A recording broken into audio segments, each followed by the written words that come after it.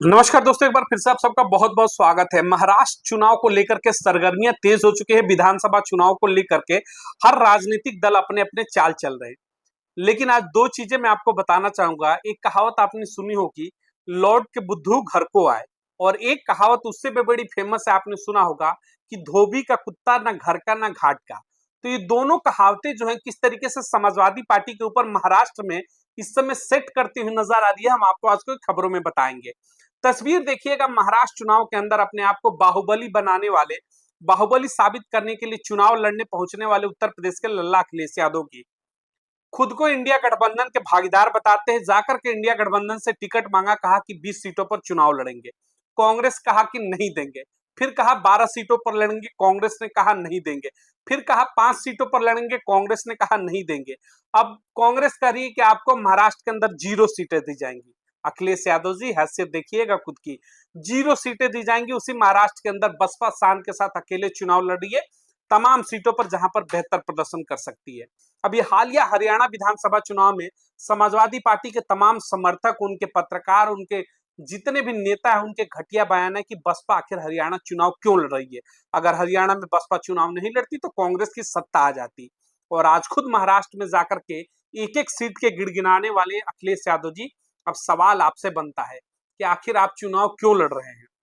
आपने सीटें मांगी, आपको सीटें एक भी नहीं दी गई, तो फिर आप चुनाव लड़ करके भाजपा को ही फायदा पहुंचा रहे हैं। कहीं ना कहीं महाराष्ट्र के अंदर आपको चुनाव नहीं लड़ना चाहिए। तो इसीलिए कहते दूसरों को ज्ञान नहीं देना चाहिए। दूसरों को ज्ञान उतना ही दीजिए जितना अपने आप के लिए आप बर्दाश्त कर सकते हैं। तो इस समाजवादी पार्टी थी, ये गए थे मध्य प्रदेश के अंदर चुनाव लड़ने, कांग्रेस से सीटें मांगी, कांग्रेस ने 0 सीटें दे दी। और वहां पर कमलनाथ ने कहा कि कौन अखिलेश वखिलेश मैं नहीं जानता। वहां पर इनकी हैसियत दिखा दी कांग्रेस ने। उसके बाद ये कांग्रेस से हरियाणा के अंदर सीट मांगते रहे, 2 सीटें जो यादव बाहुल्य थी। कांग्रेस ने यहां भी इनकी हैसियत दिखा दी और उनको हरियाणा के अंदर एक भी सीट नहीं दी। और अब महाराष्ट्र में 20 सीट मांगते मांगते 0 सीट पर आ गए हैं अखिलेश यादव, और कांग्रेस ने साफ मना कर दिया। इससे ये चीज पता चलता है कि आप जिस बसपा का विरोध करते हैं, जिस बसपा का समाजवादी पार्टी के समर्थक और उनके नेता विरोध करते हैं, अंतर देख लीजिए। यही अंतर है बीएसपी सुप्रीमो बहन मावती और अखिलेश यादव के अंदर। बहन मावती शान से चुनाव लड़ती है हरियाणा के अंदर, वहां की सबसे बड़ी पार्टियों से गठबंधन करके। महाराष्ट्र के अंदर अकेले चुनाव लड़ने का उन्होंने अनाउंसमेंट किया, मध्य प्रदेश के अंदर चुनाव लड़ी। लेकिन आप उस कांग्रेस के कदमों में गिर करके बार बार अपनी बेइज्जती कराते हैं और खुद को कहते हैं कि मैं दलितों का मसीहा हूं। इसीलिए शुरुआत में मैंने कहा कि लौट के बुद्धू घर को आए। अब अखिलेश यादव का बयान देखिए, आपकी स्क्रीन पर चल रहा होगा। उन्होंने कहा कि राजनीति के अंदर त्याग का कोई महत्व नहीं है। ये जिस इंडिया गठबंधन के चापलूसी करते हुए खुद को राहुल गांधी के साथ खड़ा करके देश के बड़े नेता साबित कर रहे थे, वो कांग्रेस ने इनकी औकात दिखा दी। एक भी सीटें मध्य प्रदेश के अंदर, एक भी सीटें हरियाणा के अंदर, एक भी सीटें महाराष्ट्र के अंदर ना दे करके समाजवादी पार्टी को किनारा कर दिया कांग्रेस ने। यही कांग्रेस का चरित्र है। अब इसके बाद अखिलेश यादव का बयान आता है और बयानों में देखिए कहते हैं कि राजनीति के अंदर त्याग का कोई महत्व नहीं है, इसलिए समाजवादी पार्टी जहां मजबूत है वहां चुनाव लड़ेगी। सोचिएगा, ये कह रहे जहां मजबूत है वहां चुनाव लड़ेगी। यही काम अगर महाराष्ट्र के अंदर, अगर वहां पर बहुजन समाज पार्टी ने कर दिया होता, कहती कि जहां पर मजबूत है वहां पर चुनाव लड़ेंगे, तो यही समाजवादी पार्टी के जो समर्थक हैं, इनके नेता हैं, ये तुरंत अपना आपा खो करके और गलत गलत बयान देते कि बहुजन समाज पार्टी भाजपा के इशारे पर चुनाव लड़ रही है, जहां उससे फायदा हो सकता है। तो बसपा जब चुनाव लड़ती है अपने हिसाब से, तो आप ही हैं अखिलेश यादव और आपके समर्थक तांडव शुरू कर देते हैं और बसपा को बदनाम करने के लिए कहते हैं इशारे पर। अब जब खुद के ऊपर लाठी गिरी तो समझ आ गया, अकल खुल गई अखिलेश यादव की। इसीलिए कहते हैं कि किसी के ऊपर बयान देने से पहले, किसी के ऊपर कुछ बोलने से पहले 100 बार सोचना चाहिए। बसपा के ऊपर आरोप लगाते थे, लेकिन आज जब आपको दुत्कारा गया तो आप खुद अकेले चुनाव लड़ने के लिए उतर गए और आज आप कह रहे हैं कि राजनीति में त्याग का कोई महत्व नहीं होता है। इसीलिए बसपा किसी के सामने गिड़गिड़ाती नहीं है। बसपा अपना फैसला लेती है और अडिग फैसला लेकर के चुनाव लड़ती है देश के हर राज्य के अंदर। अब सोचना होगा अखिलेश यादव आपको, जो आपकी पूरी टीम बीएसपी के खिलाफ नैरेटिव बनाती है कि भारतीय जनता पार्टी की बी टीम है, बिक चुकी है। अब समझना चाहिए कि राजनीति में त्याग कुछ भी नहीं होता है। जो भी पॉलिटिकल पार्टी है वो चुनाव लड़ेगी और बसपा भी राजनीतिक दल है, इसीलिए चुनाव लड़ती है। जैसे कि आज आप तिल मिलाकर कह रहे हैं कि राजनीति में त्याग का कोई महत्व नहीं होता है। इसीलिए कहते हैं बोलने से पहले सोचिएगा। तो ये अखिलेश यादव थे और इनके समर्थकों को भी आज एक बड़ी चुनौती होगी कि देखिए, आप जिस इंडिया गठबंधन के हाथ में हाथ मिलाकर के संविधान बचा रहे थे, जिस राहुल गांधी को आप लोग मसीहा बना रहे थे, जिस बहुजन समाज पार्टी का आपने विरोध किया, आज राहुल गांधी की स्थिति देखिए कि आपकी समाजवादी पार्टी की हैसियत उनकी नजरों में क्या है। एक सीट देने के लिए पूरे महाराष्ट्र के अंदर तैयार नहीं है और अखिलेश यादव लास्ट में मजबूरन कह रहे हैं कि अब अकेले हम चुनाव लड़ेंगे।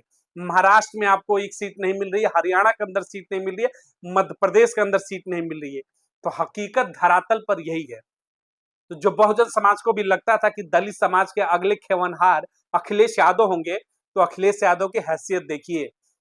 उत्तर प्रदेश के बाहर इनको कोई पूछने वाला नहीं है।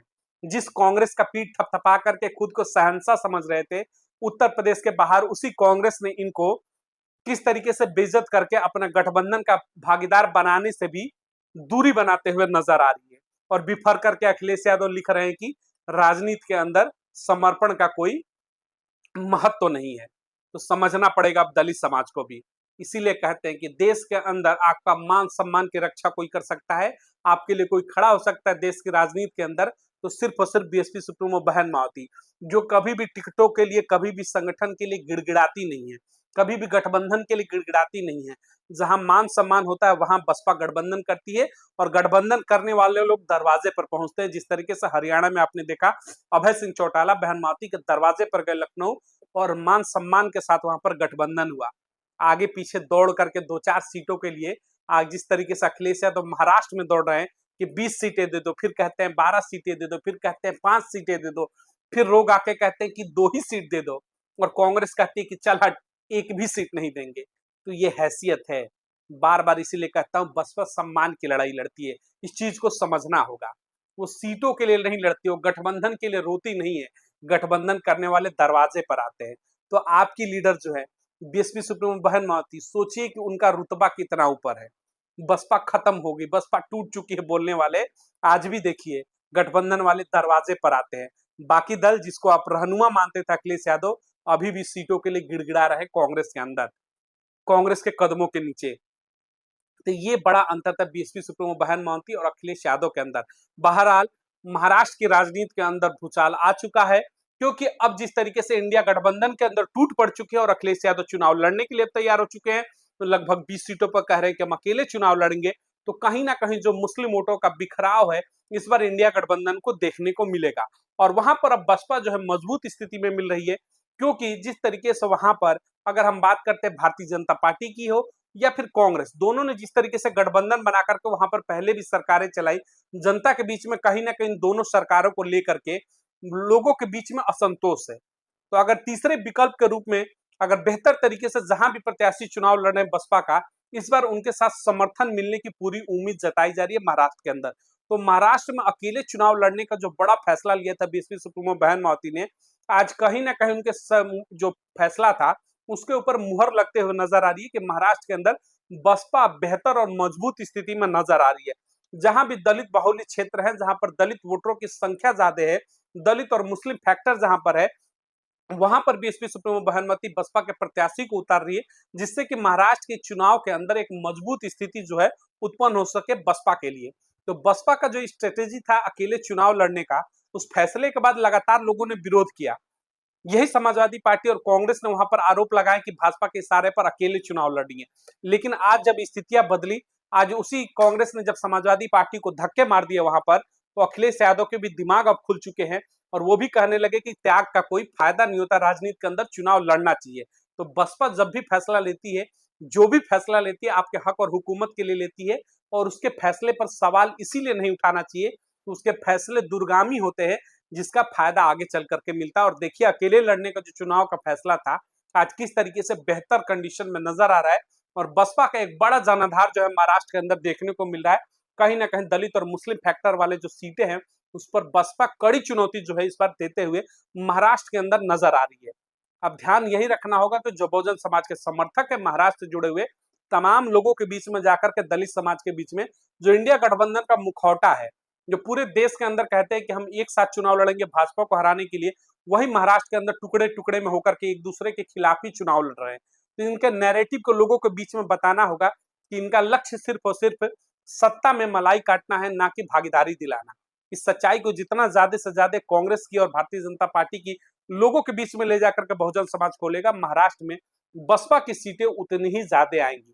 तो जिम्मेदारी है सबकी, हमारी और आपकी, मिलकर के बसपा का समर्थन करते हैं महाराष्ट्र के अंदर, वो सीटें जीतने का पूरा प्रयास करते हैं ताकि महाराष्ट्र की राजनीति के अंदर बसपा की भागीदारी सुनिश्चित कर सके।